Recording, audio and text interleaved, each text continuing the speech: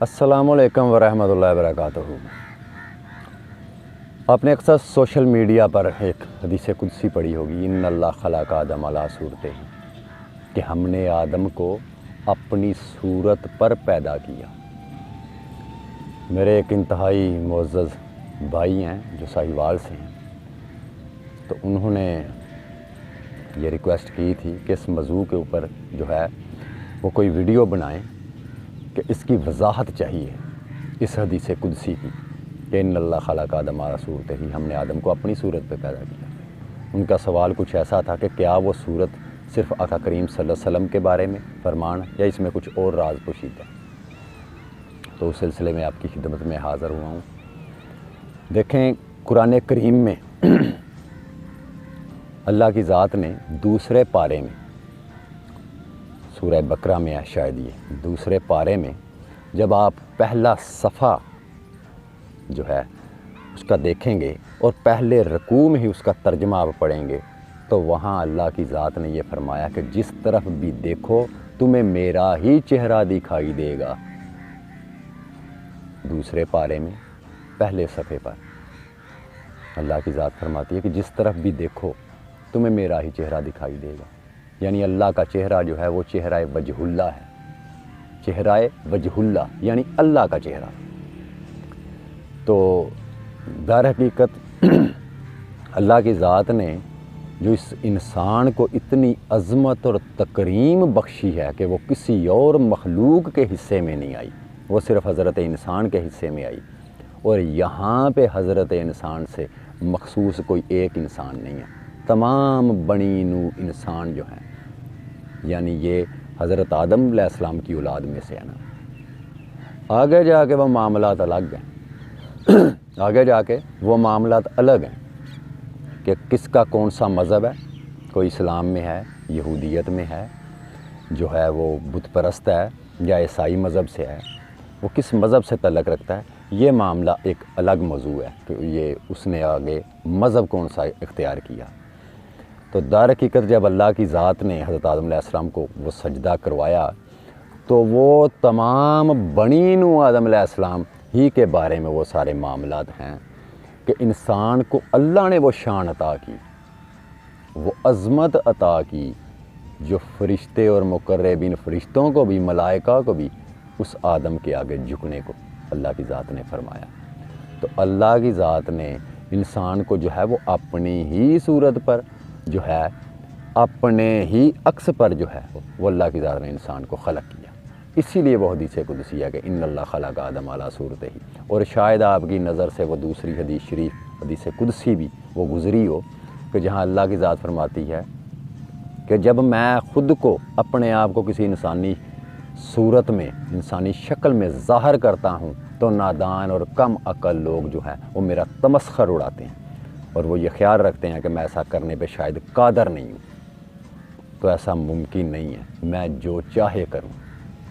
تو اس لیے قرآن کریم میں یہ جو فرمان ہے کہ جس طرف دیکھو تمہیں میرا ہی چہرہ دکھائی دے گا، تو اب آپ جب اپنے گھر سے نکلتے ہیں تو آپ دیکھتے ہیں کہ ارد گرد آپ کو کوئی نہ کوئی لوگ گھومتے ہوئے نظر آ رہے ہیں، کہیں بچے ہیں، کہیں بوڑھے ہیں، کوئی دو چار صورتیں ادھر گھوم رہی ہیں، کوئی دو چار صورتیں ادھر گھوم رہی ہیں۔ تو در حقیقت انسان کو ہی اللہ نے اپنی صورت پہ خلق فرمایا۔ دیکھیں، آپ کوئی بھی چیز تب تک وہ نہیں بنا سکتے جب تک اس چیز کا کوئی وجود نہ ہو۔ تو جب فرشتوں کو حکم ہوا کہ آدم کو بناؤ تو فرشتوں کو کیا پتہ تھا کہ ہم نے کیا بنانا ہے؟ جس چیز کا کوئی وجود ہی نہیں ہے وہ کیسے خود ساختہ کیسے بنا سکتے ہیں آدم کو؟ ان کو تو پتہ نہیں کہ آدم ہے کیا۔ تو کوئی نہ کوئی چیز تو اللہ کی ذات نے دکھائی، اپنا عکس تو ان کو دکھایا۔ تو اللہ کی ذات نے اپنا جب عکس دکھایا فرشتوں کو تو حکم ہوا کہ ایسا بنا دو۔ تو پھر فرشتوں نے جب حضرت آدم علیہ السلام کو بنایا تو پھر اللہ کی ذات نے جب اپنی روح اس میں داخل کی تو تب حکم ہوا کہ اب گر جاؤ سجدے میں آدم کے آگے۔ تب تک اللہ کی ذات نے حکم نہیں فرمایا۔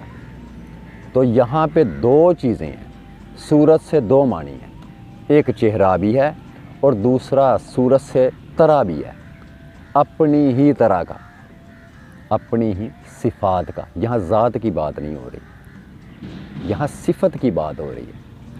اور اللہ اگر رحیم ہے تو انسانوں میں بھی رحیم ہے، اللہ اگر کریم ہے تو انسانوں میں بھی کریم ہے، اللہ اگر قہار ہے تو انسانوں میں بھی قہار کی صفت ہے۔ غضب والے لوگ بھی ہیں جو رحم دل نہیں ہیں، سخت مزاج کے لوگ ہیں، غصے والے لوگ ہیں۔ تو یہ دونوں شانیں جو ہیں وہ صفات جو ہیں وہ اللہ کی ہیں، قہار بھی اور رحیم بھی، جلال بھی اسی کا اور جمال بھی اسی کا۔ سو اپنی صفات اللہ نے جب انسان میں منتقل کی تو اس صفات کی وجہ سے انسان کو وہ تکریم اور عظمت حاصل ہے، وہ بزرگی حاصل ہے۔ تو انسان ذات نہیں ہے، یہ سب سے پہلے اپنے ذہن میں یہ چیز رکھیں۔ یہ معاملے بہت نازک ہیں، کچھ لوگ انسان کو ذات سمجھ رہے ہوتے ہیں، یہ کفر ہے۔ ذات صرف اللہ کی ہے، صفات کسی چیز میں اگر وہ ہیں تو اسی صفات کی وجہ سے اس چیز کو وہ عظمت حاصل ہے۔ تو دوسرا اللہ کی ذات نے یہ بھی قرآن کریم میں فرمایا کہ میں زمین و آسمان کا نور ہوں، زمین و آسمان کا نور ہوں، زمینوں کا بھی اور آسمان کا بھی۔ تو زمین کے اوپر حیوان بھی ہیں، زمین کے اوپر دریا بھی ہیں، سمندر بھی ہیں، پہاڑ بھی ہیں، صحرا بھی ہیں، جنگل بھی ہیں، حیوان بھی ہیں، چرند پرند بھی ہیں۔ تو یہاں پہ جو اللہ کی ذات نے فرمایا کہ میں زمین کا بھی نور ہوں، تو زمین میں در حقیقت کون آباد ہے؟ اللہ کا نائب آباد ہے، انسان آباد ہے۔ یہاں انسان آباد ہے، اس لیے انسان ہی کی جو صفات ہیں وہ اللہ کا نور ہے۔ اللہ نے اپنے نور پہ جو ہے وہ اس کو اس صفت کے اوپر جو ہے وہ اس کو خلق فرمایا۔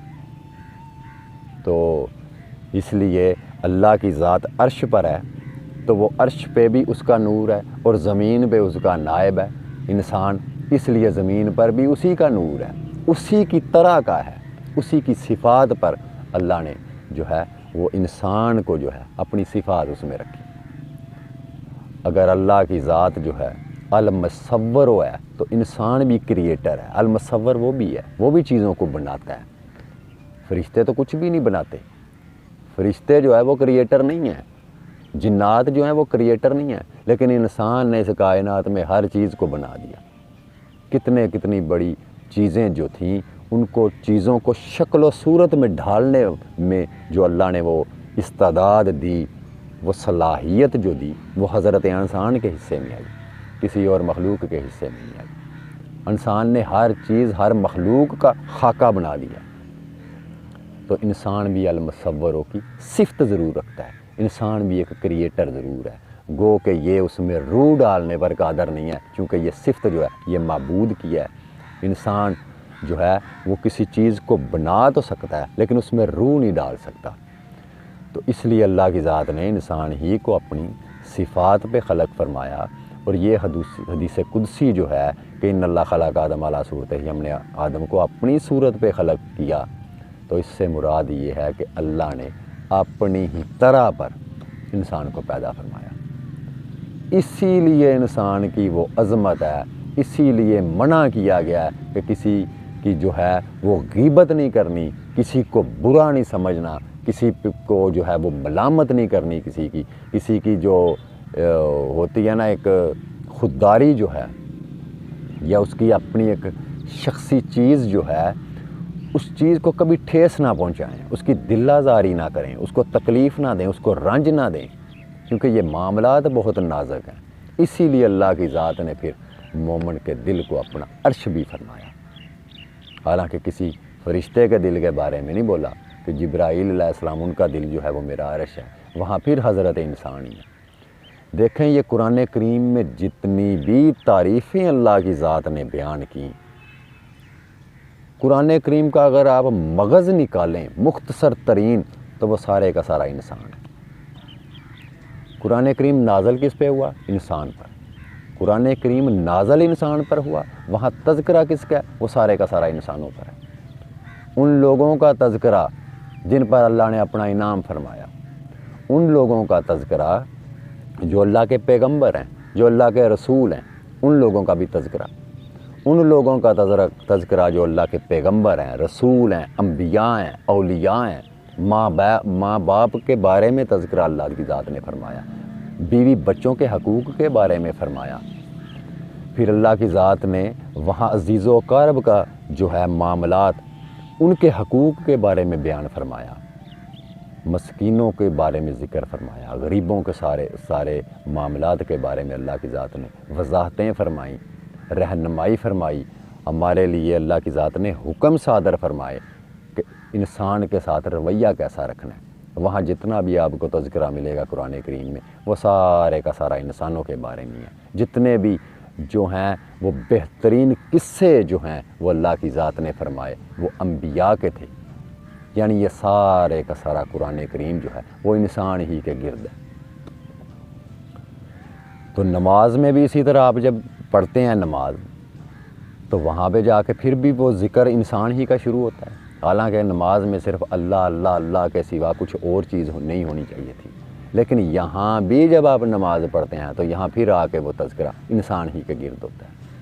یعنی ہم جب نماز پڑھتے ہیں پھر وہی چیز آ جاتی ہے کہ اے رب ہمیں ان لوگوں کی راہ پر چلا جن پر تو نے اپنا انعام فرمایا، ان لوگوں کی راہ سے بچا جن پر تو نے غضب فرمایا، آتی اللہ راتی رسول پر ہمیں قائم دائم رکھ۔ یہ سارے معاملات جو ہیں وہ انسان ہی کے گرد جو ہے وہ ساری نماز بھی ہے۔ پھر جہاں درود ابراہیم شروع ہوتا ہے، اس درود شریف میں بھی وہ سارے کا سارا تذکرہ انسانوں کے گرد ہے کہ اے رب فضل فرما حضرت ابراہیم علیہ السلام پر، سلامتی فرما ان پر، ان کی آل پر، اور آقا کریم صلی اللہ علیہ وسلم پر اور ان کی آل پر۔ تو یہاں بھی تذکرہ سارے کا سارا انسانوں کے ہی گرد ہے۔ پھر جا کے آپ سجدہ پھر ادا کرتے ہیں، سبحان ربی الاعلیٰ، بے شک تمام تعریفیں اور سب سے اعلیٰ و برتر تیری ذات ہے۔ تو انسان ہی کو اللہ کی ذات نے وہ تعظیم اور تکریم عطا فرمائی، اسی کو وہ سارے درجے حاصل ہیں، اسی کو وہ فضیلتیں حاصل ہیں۔ انسان کی یہ ساری فضیلتیں خود ساختہ نہیں ہیں، اس کو اللہ نے فضیلت والا بنایا، اللہ نے ہی اس کو فضیلت عطا کی۔ تو اس لیے حدیث قدسی جو ہے ان اللہ خلق آدم علی صورتہ، یہ جو ہے یہ وہی چیز ہے کہ جس کے بارے میں مولانا روم کا وہ فرمان ہے، وہ شعر ہے ان کا کہ 100,000 کعبہ بہتر، 100,000 کعبہ بہتر از یک دل، وہ ایک دل ہزاروں کعبوں سے بہتر ہے جس میں اس کا نور ہے، اس کی ذات ہے۔ تو پھر وہ دل جو ہے وہ پھر مومنین کی ہی بات ہو رہی ہے کہ ہزاروں کعبوں سے افضل جو ہے وہ انسان کا دل ہے، کیونکہ دل کو جو ہے وہ آپ کسی کے دل آزاری کرتے ہیں، دل کو تکلیف پہنچتی ہے، دل کسی کا ٹوٹتا ہے تو وہ معاملے بڑے نازک ہیں، کیونکہ دل جو ہے وہ شعور رکھتا ہے۔ تو کعبہ جو ہے وہ تو حضرت ابراہیم علیہ السلام نے بنایا، وہ اللہ کا گھر ہے، لیکن یہاں کعبہ دل میں گھر والا ہے، اس لیے فرمایا گیا کہ کبھی کسی کا دل مت توڑنا۔ اس معاملے میں اللہ کی ذات بہت سینسٹیو ہے، بہت حساس ہے، یہاں پہ جا کے پھر معافی نہیں ہے۔ تو اس لیے جو یہ حدیث قدسی ان اللہ خلق آدم علی صورتہ، ہم نے آدم کو اپنی صورت پہ پیدا فرمایا، تو در حقیقت اللہ کی ذات نے انسان کو اپنی صفات پر پیدا کیا ہے۔ تو یہاں پہ جا کے وہ لوگ جو ہیں وہ ڈبل مائنڈڈ ہو جاتے ہیں، یہ کیسے ممکن ہے، یہ کیسے ہو سکتا ہے۔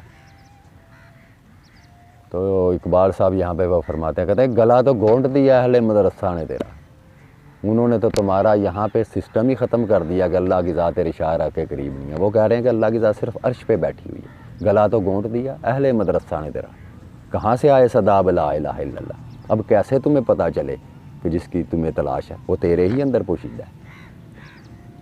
تو اس لیے وہ لوگ تعجب کرتے ہیں، ایسی حدیث شریف دیکھ کے وہ تعجب کرتے ہیں کہ معاذ اللہ یہ کون سے بات کہہ دی ہے کہ انسان کو اللہ نے اپنی صورت پہ پیدا کیا۔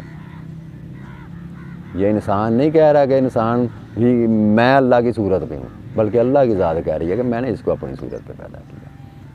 تو اللہ کرے آپ کو اس چیز کی یہ سمجھ لگی ہو کہ اللہ کی صورت کیا صورت ہے، کیا چیز ہے وہ۔ دعاؤں میں یاد رکھیے گا، اور اس گناہ گار کو اپنی خاص دعاؤں میں یاد رکھیے گا۔ اللہ پاک مجھے بھی اس راستے کو سمجھنے، اس پر عمل کرنے کرانے کی توفیق عطا فرمائے۔ اللہ حافظ۔